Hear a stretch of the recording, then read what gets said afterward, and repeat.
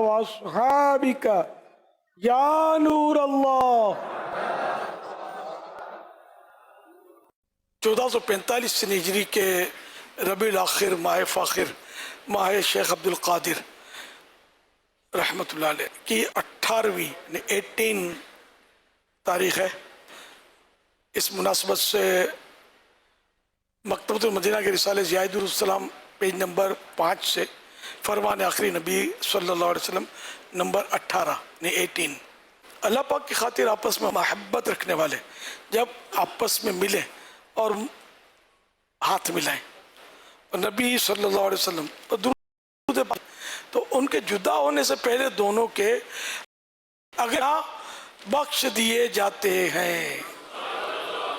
صلو علی الحبیب صلی اللہ علیہ محمد۔ Ya Sayyidi, alhamdulillah. Jina langu naitwa Ali Omar kutoka Kenya, Mombasa, na ni Grande County wa Kwale County. Ya Sayyidi, na swali moja ambalo nataka kuuliza kwamba mara nyingi watu tunaalikwa katika nyumba za ndugu zetu pengine kwa sababu ya kwenda kula chakula, lakini watu wengi hatujui namna ya kuwashukuru hawa watu ambao watualika. Kwa hiyo swali langu ni kwamba tutamshukuru vipi mtu ambaye ametualika nyumbani kwake kwa sababu ya kwenda kupata chakula? Shukran, jazakallahu khaira. السلام علیکم ورحمۃ اللہ وبرکاتہ۔ وعلیکم السلام ورحمۃ اللہ وبرکاتہ۔ یا سیدی، ان کا نام علی عمر راشد ہے، کینیا مومباسا سے یہاں تربیت نشست میں حاضر ہوئے ہیں۔ انہوں نے اپنی مقامی زبان سواحلی زبان میں سوال کیا ہے۔ ان کا سوال یہ ہے کہ کئی اسلامی بھائی ہمیں اپنے گھر پر دعوت کے لیے انوائٹ کرتے ہیں، دعوت دیتے ہیں کھانے کی، تو ان کا شکریہ ہم کس انداز میں ادا کر سکتے ہیں؟ شکریہ ادا کرنے کا انداز کیا ہو سکتا ہے؟ اس حوالے سے رہنمائی فرما دیجیے، جزاک اللہ خیرہ۔ اول تو یہ زیادہ دعوتیں کھانی نہیں چاہیے، اس میں بھی احتیاط ضروری ہے۔ کبھی اگر جانا پڑ گیا تو الگ بات ہے۔ مدنی قافلے والوں کو بھی ہم نے بہت شروع سے ہی سمجھایا ہوا ہے دعوتیں نہیں کھانی۔ اگر کوئی کھلانا چاہتا ہے، اصرار ہے، تو کھانا لے آؤ مسجد میں، قافلے میں، غوث پاک کی نیاز کر کے اپنے مل کے کھائیں گے۔ یہ اس سے اثر سامنے والوں اچھا ہی ہے۔ ہم کو اوروں کی طرح نہ سمجھے کہ بھائی یہ مولانا لوگ انتظار کرتے ہیں کہ پکی پکائی مل جائے تو سمجھے، تو ایسا نہ ہو، احتیاط۔ اب شکریہ ادا کرنے کا تو انڈر جزاک اللہ خیرہ تو عام طور پہ بولتے ہی ہمارے یہاں، اور کیا الگ سے آپ بھیا کہ پھر شکریہ یوں ادا کریں ان کی آپ دعوت کریں، پھر آئندہ دعوت خود ہی قبول کرنے کا ذہن آپ کا جاتا رہے گا کہ دعوت کے بدلے دعوت کھلانی پڑے گی۔ جو ذمہ دار طرح کے مبلغین ہوتے ہیں وہ جو نیکی کی دعوت وغیرہ بھی وہاں جا کر دیتے ہی ہوں گے۔ ہر ایک کو اپنے اوپر قیاس نہ کیا جائے۔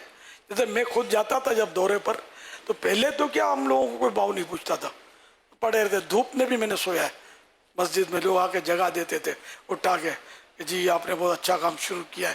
یہ ان سب دوروں سے گزرا ہوں میں، اور قریب سے خرید کے ہم کھاتے تھے۔ آہستہ آہستہ کام بڑھا تو لوگوں نے گھروں میں ٹھہرانا شروع کیا، پھر دعوتیں شروع ہوئی، کھلاتے بھی تھے۔ اس میں مجھے تجربات ہوئے کہ جیسے اب کسی کے گھر ٹھہرنا ہے تو مجھے ایک سے زیادہ دن بھی ٹھہرنا ہوتا تھا، تو میں پہلے دن کو بولتا تھا آج عید ہے۔ عید اس طرح ہوتی تھی، گجرا اٹھا کر انتظار کرتے تھے، کچھ لوگ بڑی آؤ بھگت ہوتی تھی، پھر یہ کہ مان سے لانا اندر، پھر 10 قسم کی ڈشیں پیش کرنا کھانے کے لیے، تو یہ ہوتی تھی۔ میں بولتا یہ آج ہے اپنی عید۔ دوسرے دن آؤ بھگت والے تو کہاں سے آئیں گے، دوسرے دن ڈشیں بھی کم، اب آپ سمجھ جاؤ۔ تیسرے دن شاید انتظار کرتے ہوئے کب تک ہیں حضرت۔ تو اس لیے مطلب ایک کے دن میں جو ہے نا آدمی نپٹ جائے گا، اگر ضروری نہ ہو نا تو ایک دن ادھر رک گیا، ایک دن وہ بھی میرے جیسا آدمی جو مطلب میں عوام میں ایک رہتا تھا، ایک دور تو میں نے اب اس کے قصے سنا ہوں تو بہت طویل ہو جائے گا کہ میں کس طرح رہا ہوں اور کس طرح آزمائشوں سے بھی گزرا ہوں۔ لیکن ہے کہ بعد میں جو حالات تبدیل ہوئے نا، کام بڑھا اور عقیدت محبت لوگوں میں بڑھی، لیکن اب ہر ایک کے ساتھ ایسا نہیں ہوتا ہوگا۔ हमारे जो अरकान शूरा वगैरह है ना, इनको भी चाहिए कि जहाँ तक मुमकिन हो, बाज़ों का सिक्योरिटी इशू होता है शोहरत की वजह से, लेकिन हर एक का नहीं होता।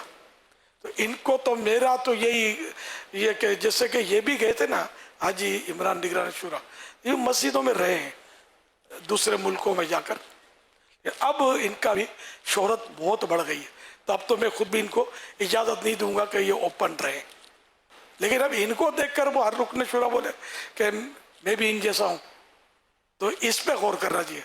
जहाँ तक मुमकिन हो मस्जिदों में रहें, मस्जिद में रहें, पाँचों नमाजें वहाँ पढ़ें और मस्जिद में रहें तो नेक आमाल के जदवल के मुताबिक वहाँ वक्त गुजारें।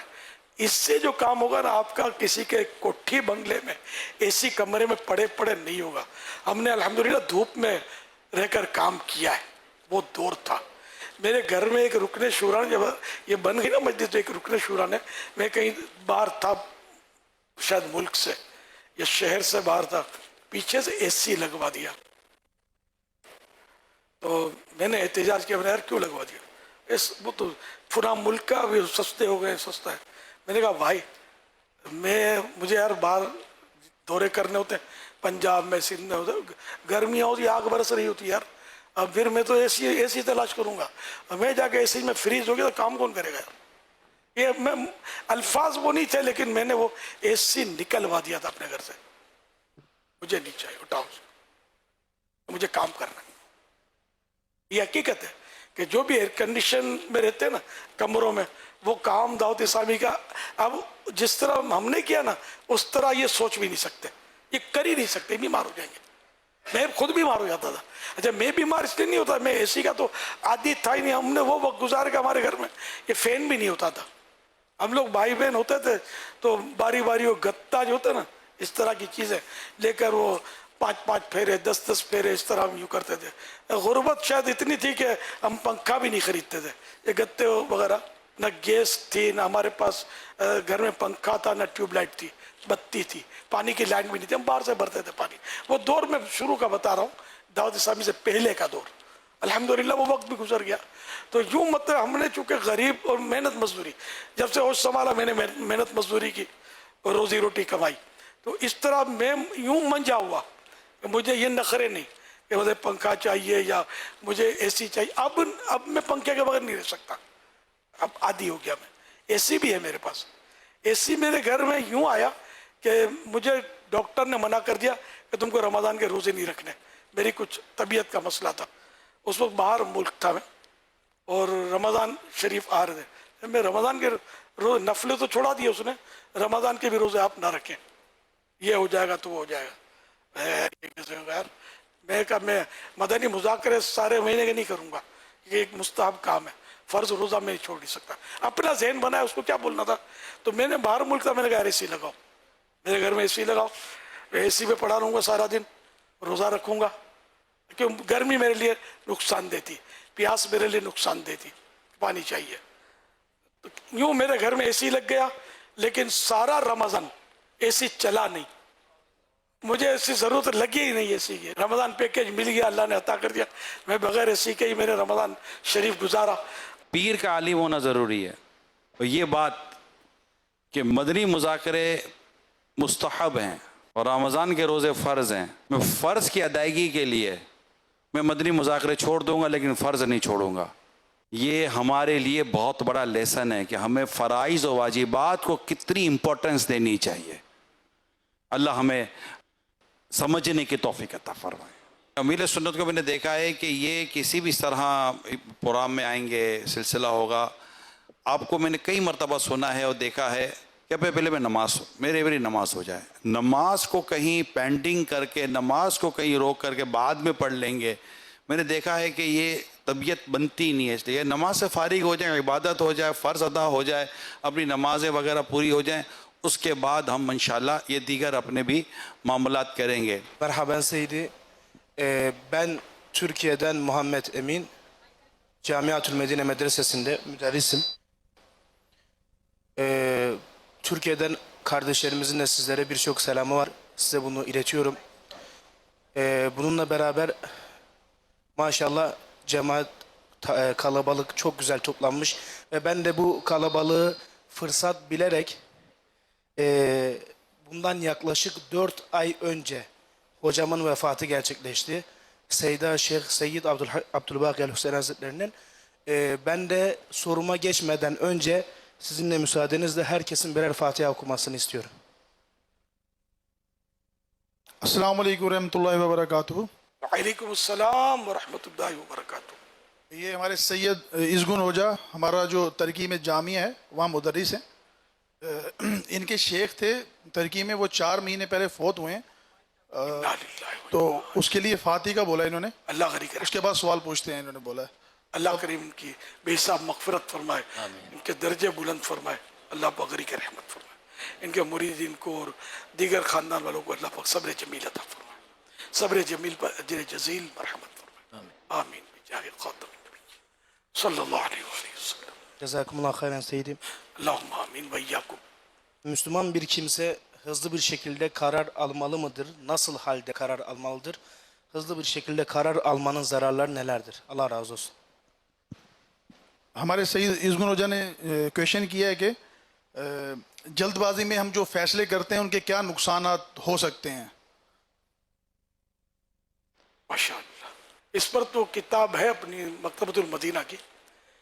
कभी तो ये कि जल्द काम करने की ताकीद होती है, जैसे नेकी में जल्दी करनी चाहिए, राह खुदा में खर्च करने में, इन्फाक फी सबीलिल्लाह, इसमें जल्दी करनी चाहिए, क्योंकि माल खर्च करने में शैतान जो है फिर आड़े आ जाता है, नफ्स भी आड़े आ जाता है, वो खर्च करने नहीं देता। तो ये जल्दी करनी चाहिए, कई नेक काम है जल्दी करनी चाहिए।